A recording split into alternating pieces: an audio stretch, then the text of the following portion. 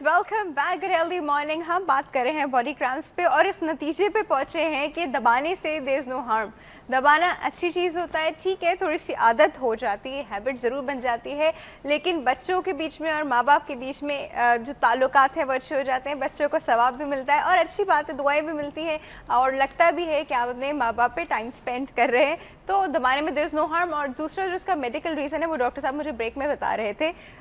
In fact doctor सदीका से पूछे थे कि आपने कुछ बताया था कि वो मेटाबॉलिक टॉक्सिन्स भी रिलीज होते हैं। जब जिस तरह डॉक्टर साहब ने कहा एक्सरसाइज हम कभी कभी करें तो हमारे जो कुछ ना कुछ तो इलेक्ट्रोलाइट मेटाबॉलिज्म रिलीज हो रहे होते हैं हमारे मसल्स से, तो वो उस जो साइकिल होता है उसकी वजह से फटीग हो जाते हैं मसल्स।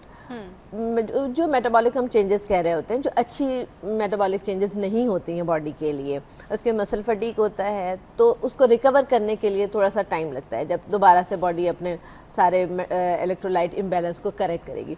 अब वो फ्लूइड इनटेक से भी हो जाता है या कुछ मिनरल इनटेक ले लें, कुछ इस तरह कर लें, तो उससे भी, जैसे हम कहते हैं कि ना नमकियात लेने से या हम पानी ले लें या वो ORS वगैरह के टाइप की चीज़ें ले लें तो उससे हमें रिलीफ मिल रहा होता है। कहते हैं ना कि कोई जूस में है ना एक चुटकी नमक डाल के ले लो, हाँ। तो वाई इसलिए कि उससे हमें है ना जल्दी से इंटेक बढ़ जाती है हमारी मिनरल्स। अरे डॉक्टर साहब, एक मुझे जो चीज़ समझ नहीं आती वो ये होता है कि कभी कभी बैठे बैठे एकदम से आपके मसल में, यूजुअली थाई मसल में अजीब सी वाइब्रेशंस, प्रॉब्ली दर्द नहीं होता I should say, but vibrations, contraction हो जाते हैं, कंट्रोल दैट कॉन्ट्रैक्शन रिलैक्सेशन होती हैं। बिल्कुल वो कुछ नहीं होता, वो स्केलेटल मसल्स हैं। कोई भी मसल के साथ ज़्यादा स्पिंडल्स हैं, उस तमाम छोटे छोटे मसल फाइबर्स हैं। मैं इतना मजीद टेक्निकल टर्म में नहीं जाऊँगा।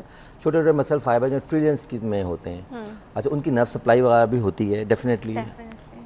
तो होता ही है कि आपके बॉडी पोस्चर की वजह से, किसी भी वजह से नर्व दब सकती है या किसी वजह से स्टिमुलेशन हो सकती है, तो आपको एहसास होता है कि जो मसल्स आपके कॉन्ट्रैक्ट कर रहे हैं या फड़क रहे हैं। तो लेकिन कुछ भी नहीं, इस पर कोई परेशानी की बात नहीं है, इसे नॉर्मल फिजियोलॉजिकल फिनोमिना। और कुछ लोग आदतन भी इसमें पाए जाते हैं कि खुद ब खुद हो गया सिलता, उसको कहते हैं कोई बहुत बड़ी बीमारी है, जबकि it's nothing, just leave it. और खुद ब खुद ना करवाएं, बस कोशिश ना करें, बस उसको रहने दें, वो थोड़ी देर में चल खुद ब खुद हो जाएगा। अगर हम उसको रहने भी दें थोड़ी देर में खुद ही चला जाता है। बिल्कुल। लेकिन अगर इस टेटनी देन, टेटनी तो इज कैल्शियम डेफिशिएंसी, हाँ, इज नॉट ए टेटनस। दोनों में फ़र्क है, हाँ अलग है, लेकिन उसके अंदर भी मसल कन्वर्जन वगैरह होते हैं। जो टेटनी जो होती है वो बेसिकली कैल्शियम से रिलेटेड है, और वो कैल्शियम से जब हाइपोकैल्सीमिया अगर होता है तो उसकी वजह से ये टेटनी और ये तमाम चीज़ें होती हैं।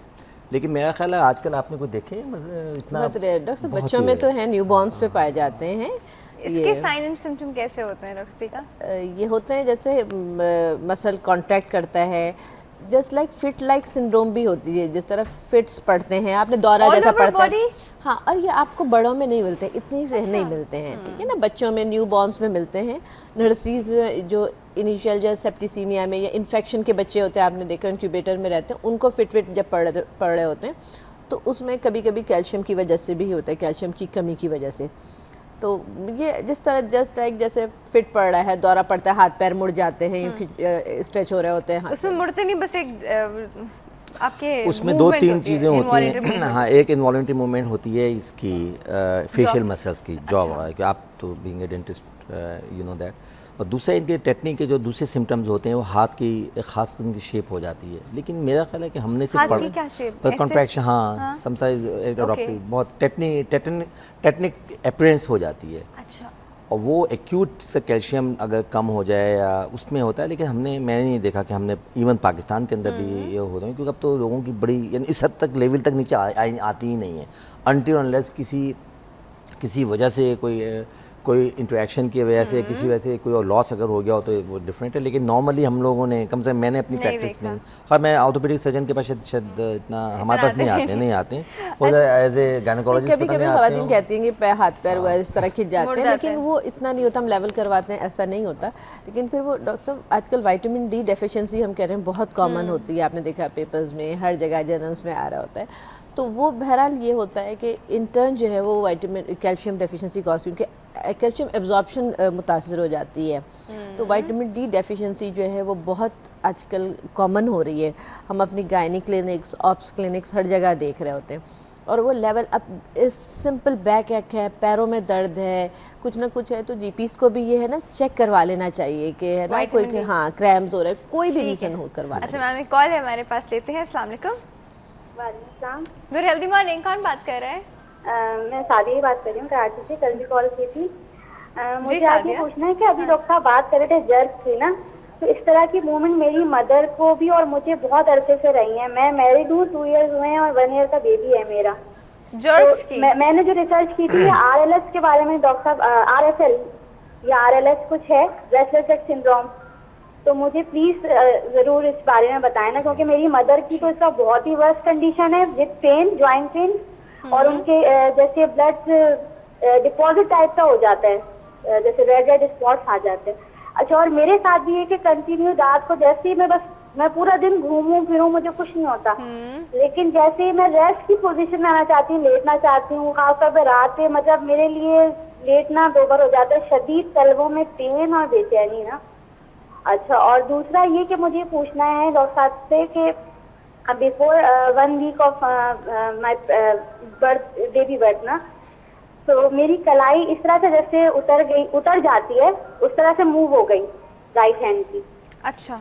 तो और वो 4 महीने तक उसी पोजीशन में रही। अब वो ऑल्दो के बेटर है, सही है, मेरी पोजीशन सही है, लेकिन मुझे अभी भी जैसे अगर मैं कोई इस तरह ज्यादा कलाई को यूज करूँ, कुछ निचोड़ने का काम, तो मुझे बहुत अभी भी पेन होता है। अच्छा, पैरों के बारे में मुझे एक चीज और बतानी है कि मेरा जो है वो एपिड्यूरल बेबी है, तो ये इसके बाद मुझे लगता है ये और ज्यादा मेरी जो ना लेग्स की प्रॉब्लम बढ़ गई, तो क्या इसका कोई रिलेशन है?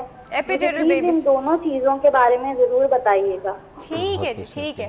Thank thank you so much for calling. आप दोनों ही की तरफ दोनों। क्वेश्चन है। मेरा पहले शुरू के 1-2 क्वेश्चन मेरी तरफ थे हाँ और जी। ज़्यादातर क्वेश्चन डॉक्टर साहब हाँ की जी। तरफ है, तो वहाँ से लेडीज़ फर्स्ट शुरू करें। एपिड्यूरल का तो लास्ट को जो है वो उसका कोई इफेक्ट नहीं लिंक है नहीं है इस इस पे, चीज़ ठीक से। है ना। और ना बेबी से फिर डिलीवरी के बाद जिस तरह मैंने कहा है कैल्शियम विटामिन डी डेफिशिएंसी, फिर फीडिंग मदर अगर हैं, फीड करवा रही हैं बच्चे को, तो मदर की रिक्वायरमेंट हर चीज़ की बढ़ी होती है, उस हिसाब से लड़कियाँ वो नहीं ले रही होती हैं, ठीक है ना।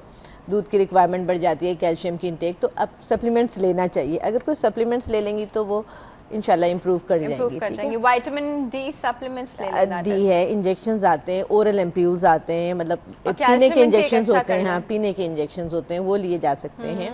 तो उससे कैल्शियम सप्लीमेंट होते हैं, वो ले लेना चाहिए। दूसरा और कुछ जिस तरह मैंने बताया B12 B6 के भी इंजेक्शन टैबलेट्स आते हैं, वो लेने से रिलीफ मिलता है। तो उससे जो रिस्ट ड्रॉप वगैरह वो डॉक्टर साहब से पूछ लेते हैं क्या है। माइट बी पोटेशियम के इंटेक से भी कोई प्रॉब्लम होता है? जब पोटेशियम हाइपो हो जाए, पोटेशियम निकल जाए, डायरिया हो जाए। हाइपोकैलेमिया होता है, ये बेसिकली कैल्शियम की कमी, सॉरी पोटेशियम की कमी की वजह से होता है। अच्छा, पोटेशियम की कमी, potassium itself is a salt, और इसकी डेफिशिएंसी बहुत ही डेंजरस होती है, खासतौर बच्चों में। अगर हाइपोकैलेमिया अगर हो जाए तो हार्ट की हार्ट एग्जैक्ट में वही आना, अगर बच्चों में हो तो उसके अंदर तो पूरी आपकी जो इंट्रासेलुलर जो सेल्स, ये मिनरल्स हैं, इंट्रासेलुलर जो ये आयंस हैं, इनकी डेफिशिएंसी हो जाती है, तो पूरी सेलुलर मैकेनिज्म ख़राब हो जाता है। सही। सिमिलरली यही अगर हार्ट मसल्स स्पेशली एडल्ट्स के अंदर, तो हाइपोकैलेमिक मतलब बहुत हाइपोकैलेमिक एलिकोसिस होती है, फिर हाइपोकैलेमिक आपकी हार्ट प्रॉब्लम शुरू हो सकती हैं, अच्छा। इवन अरेस्ट भी हो सकता है, एरिथमिया जो एरिथमियास हो सकते हैं। तो खैर मैं तो उस फील्ड का नहीं हूँ, कार्डियोलॉजिस्ट आपको ज़्यादा बेहतर बता पाएंगे, लेकिन ये कि ये जितने भी मिनरल्स हैं, जितने भी इलेक्ट्रोलाइट्स हैं बॉडी के, ये बैलेंस रहने चाहिए। और क्रैम्प्स की बहुत सी वजूहत जो डॉक्टर साहब ने पहले भी बता दी थी, जो हमारे इलेक्ट्रोलाइट इम्बैलेंस होते हैं उसकी वजह से भी होते हैं। मैग्नीशियम भी आता है इसके मैग्नीशियम भी आता है, कैल्शियम तो मैं बता ही दिया है, पोटेशियम भी आती है, सोडियम भी आता है। सोडियम भी आता सोडियम है, बहुत इंपॉर्टेंट है। ये definitely। तमाम चीज़ें ऐसी हैं जो बैलेंस होनी चाहिए। तभी जब हम कहीं से एक्सेसिव स्वेट कर जाते तो हैं वहाँ पे भी एग्जैक्टली उसमें स्वेटिंग के अंदर बेसिकली सोडियम होता है जो लॉस होता है। Exact। अच्छा, अच्छा, एक चीज़ और वो डॉक्टर एडल्ट, drugs का हाँ पूछा, मैं वही बताना चाहता। अच्छा, 1-2-3 चीज़ों जो ना शुरू के 2 क्वेश्चन, एक तो इन्होंने कहा था एडल्ट रेस्टलेस सिंड्रोम, ये एक है बड़ा वेग सा, वही वाली बात है कि एक कॉमन टर्म है, रेस्टलेस लेग सिंड्रोम होती है, एडल्ट रेस्टलेस लेग सिंड्रोम। तो इसकी भी कोई साइंटिफिक रीज़न नहीं है, वही रीज़न वही है कि जनाब रात के वक्त ख़ास तौर पे टायर्डनेस की वजह से और बड़ी बेचैनी से, स्पेशली लेग्स के अंदर, और ये जो प्लांटर साइड इन फुट के वहाँ पर होती है। इसका कोई स्पेसिफिक ना ट्रीटमेंट है, बस यही है कि आप अपनी जो कॉज को, अगर फर्ज के किसी में आर्थरेटिक अगर नी है, आर्थरेटिक हिप है या आर्थराइटिस है, तो उसको प्रॉपर मैनेज करवाएं, उनको एंटी इन्फ्लेमेटरीज पे रखें। एंटी इन्फ्लेमेटरी पे रखें। हाँ बिल्कुल, अगर किसी को आर्थराइटिक चेंजेस हैं तो उनको एंटी इन्फ्लेमेटरीज लेनी पड़ेंगी। अगर वो एडवांस है तो क्योंकि वो पेन डेफिनेट नहीं ले सकते नहीं फिर। अगर एडवांस है वो हमारे पास आ जाए, हमको नहीं रिप्लेस कर देंगे। ठीक है, अगर मॉडरेट है, माइल्ड है, तो उसको हम जो भी मेडिकल ट्रीटमेंट्स हैं, एंटी इन्फ्लेमेटरी ड्रग्स हैं, फिजियोथेरेपी है, वॉक है, सेल्फ एक्सरसाइजेज हैं, अपना वेट रिडक्शन है। जर्क्स क्या है? अच्छा, अक्सर अब ये होता jerks, है, हाँ, अब हाँ, बोलो, honestly बोलो। speaking, जो हम लोग भी फील करते हैं कि एकदम लेटे और फॉर नो रीजन झटका लग गया, मतलब एकदम जर्क सा, तो इट्स नॉर्मल देन। इट्स ये क्या नॉर्मल, होता है? ये जर्क जो है एबनॉर्मल फिजियोलॉजिकल फिनोमिना होता है फॉर समथिंग। मतलब आप कहीं पे हमारे न्यूरोट्रांसमीटर ज्यादा रिलीज हो गए, रिलीज तो हो ऐसे गए, कहीं आपने कोई चीज़ सोची उसका रिस्पॉन्स है। जैसे कि आपका जब आप चल रहे होते हैं तो पाँव से चलते हैं लेकिन हाथ भी हिलते हैं, कहेंगे यार चलता हूँ मैं पाँव से रहा हूँ, हाथ हिल रहे हैं, ये क्या बात हुई? वो तो ऑटोमेटिक ऑटोमेटिक है ना ये, एग्जैक्टली। तो फिनोमिना यही है। अच्छा। बॉडी का जो मैकेनिज्म, जो सेल्फ रिस्पॉन्स होता है मुख्तलिफ जगहों का, वो होता है। फर्स्ट कि आप कोई चीज़ सोच रही हैं, आपको कहेंगे भी आपको क्या हो गया, बातें बातें आप आंखें वो कर रही हैं या मुंह मुस्कुरा रहे हैं, आप सोच रही हैं चीज़। तो एग्जैक्टली तो सेम थिंग हमारी दूसरी उसमें भी होता है कि जो रिस्पॉन्स, जो फिजियोलॉजिकल रिस्पॉन्स होता है वो जवाब देता है बॉडी का किसी भी वजह से। अच्छा, सही। बाद लोगों को जर्क्स की आदत भी होती है। जैसे इससे पहले भी मैं एक प्रोग्राम में आया तो शायद क्वेश्चन आया था कि लोगों को उंगलियां चटखाना होती हैं। हाँ, हाँ। तो उंगलियां चटखाना या पाँव चटखाना ये करना, वो ये कहते रिलैक्स करने के लिए। वही गैस बबल जो निकलता है ना इसके बाद, पता नहीं गैस नहीं, बबल मेरी और क्या आवाज़ भी है, नहीं लेकिन आती, ये इतनी मैं used बताऊँ to आपसे, हो गई ये लोगों का आदतें हैं लोगों की, ये उंगलियां इनसे कोई चटखाना। नुकसान नहीं, होता है? कुछ कहते नुकसान दे नहीं है। Lead to arthritis? नहीं, इतना इतना ऐसा इतना कोई इतना नहीं उसमें है, नहीं नहीं है। नहीं नहीं नहीं। सिर्फ इसी- हमारे चटखाने से गैस बबल जो होता है वो पर वो एक निकलता है, किस्म उसकी की आदत आवाज़ होती है, आती लोगों को रिलीफ मिलता है, लोगों को रिलैक्स होते हैं। रिलैक्सिंग के कोई रिलैक्सिंग मेथड्स के हैं, मेथड्स हैं अलग-अलग बेसिकली। methods। इसलिए जो जर्क हैं, अब देखें 1 2 3 जर्क्स हैं, पैथोलॉजिकल जर्क्स को फिजियोलॉजिकल जर्क्स में मिलाएं नहीं, हम लोग यही करते हैं। पैथोलॉजिकल तो पार्किंसन और वो हाँ, मैं एग्जैक्टली epilepsy और बिल्कुल, ये, हाँ। एपिलेप्टिक कोई फिट्स हैं या आपके पार्किंसनिज्म के जर्क्स हैं या कोई मोटर न्यूरॉन डिजीज़ के जर्क्स हैं, तो प्लीज़ प्लीज़ अगर किसी को अगर एबनॉर्मल जर्क्स अगर आ रहे हैं तो किसी भी अच्छे कंसल्टेंट न्यूरोलॉजिस्ट के पास जाएं, उसको एवेल्युएट करवाएं। सही। टिक सिंड्रोम है, बहुत सी चीज़ें जो हमारी इसमें नहीं आती हैं, लेकिन lot of things which come to our ठीक है। प्रैक्टिस, तो ये प्लीज़ उसको देख लें, जर्क्स को इवैल्यूएट करा ले, एवेल्युएट करवाएं और क्यों इसी हो तरह रही कि है। हम एक फिजियोलॉजिकल जर्क जो कि इतना कोई वो नॉर्मल जर्क होता है, फिजियोलॉजिकल जर्क कहते हैं उसको, उसकी तरफ जा रहे हैं जिसका नाम है ब्रेक। कहीं में जाएगा, will be right back. All right.